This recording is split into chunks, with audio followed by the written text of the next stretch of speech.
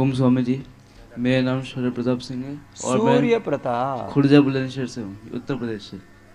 मेरे को एक्जिमा और डर्मेटाइटिस दोनों मिक्स हो गई थी।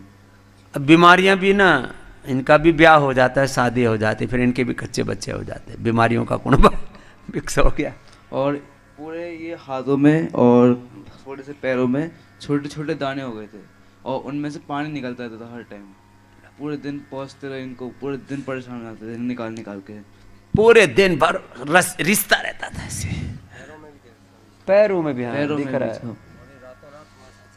रातों रात अचानक कई बार एकदम रिएक्शन होता है। फिर पहले तो हमको लगा कि कोई ऐसी गर्मी से दाने निकल गए हैं, पर फिर एक संग धीरे धीरे बहुत तेजी से फैला। अब क्या हाल है?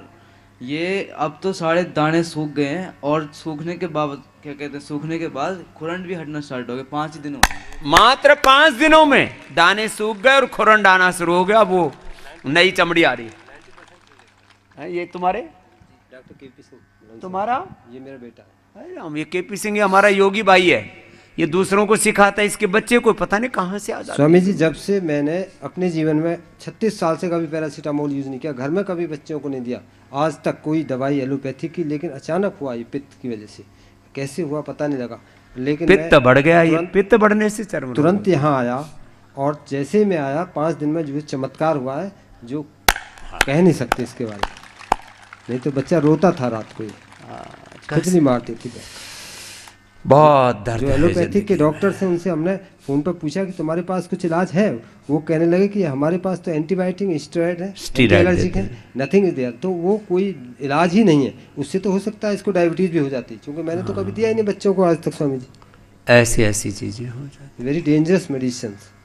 तो ये यहाँ ठीक हो ये गया। डॉक्टर केपी सिंह हमारा सबको योग सिखाता है, लेकिन कोई न जाने कौन सा कोई प्रारब्ध आता, कोई कष्ट आ गया तो बच्चे को, लेकिन तुरंत बोले भाई इधर उधर आपको स्टीरॉयड ही नहीं दूंगा। स्वामी, एक बात और जरूर बताना चाहूँगा कि मैं यज्ञ की भस्म का पानी पिछले 5 साल से, जब से आपने बताया, पीता हूँ, पूरा परिवार, लेकिन ये नहीं पीता था।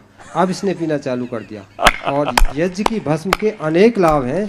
यज्ञ की भस्म से पूरा अंदर शुद्धिकरण हो जाता है, तन मन। जो स्टोमेटाइटिस है, मुंह के छाले हैं, अब तो स्टोमेटाइटिस, ग्लोसाइटिस या कोई भी स्किन की डिसऑर्डर्स हैं, ये सब पित्त रोग का समन होता है।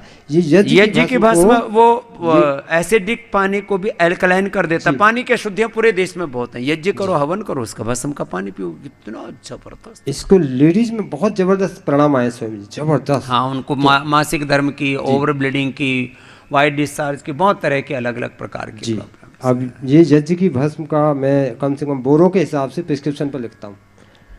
बोरों के हिसाब से जा रही है। हाँ सर, जो फिर इतना हवन भी करता है। हवन होते हैं ना दोनों टाइम।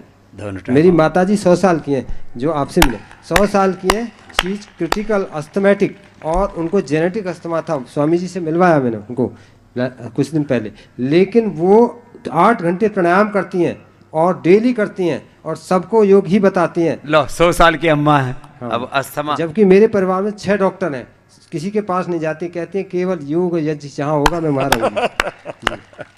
ऐसा श्रद्धा तो होनी चाहिए। चलो, महाराज जी, आशीर्वाद। बहुत बहुत धन्यवाद। ओम।